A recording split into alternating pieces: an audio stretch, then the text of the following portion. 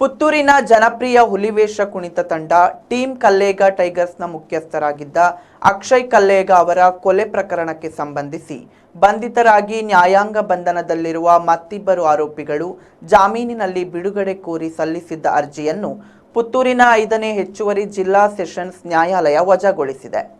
ಪಡೀಲು ನಿವಾಸಿ ಮನೀಶ್, ಕೃಷ್ಣನಗರ ನಿವಾಸಿ ಚೇತನ್, ಬನ್ನೂರು ನಿವಾಸಿ ಮಂಜುನಾಥ್ ಯಾನೆ, ಹರಿ ಮತ್ತು ಬ್ಲಾಕ್ ಕಾಂಗ್ರೆಸ್ ಎಸ್ಸಿ ಘಟಕದ ಅಧ್ಯಕ್ಷ ಕೇಶವ ಪಡೀಲ್ ಎಂಬವರನ್ನು ಪೊಲೀಸರು ಬಂಧಿಸಿದರು.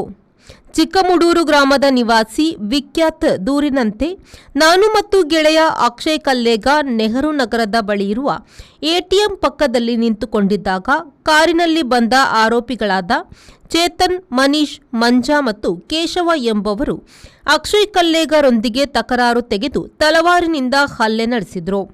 ಈ ವೇಳೆ ನಾನು ಓಡಿ ತಪ್ಪಿಸಿಕೊಂಡಿದ್ದು ಅಕ್ಷಯ್ ಕಲ್ಲೇಗ ಕೊಲೆಯಾಗಿದ್ರು. ಬಂಧಿತರಲ್ಲಿ ಮಂಜುನಾಥ್ ಯಾನೆ, ಹರಿ ಮತ್ತು ಕೇಶವ ಪಡೀಲ್ ಅವರು ಜಾಮೀನು ಕೋರಿದ ಅರ್ಜಿಯನ್ನು ನ್ಯಾಯಾಧೀಶರು ನಿರಾಕರಿಸಿದ್ರು.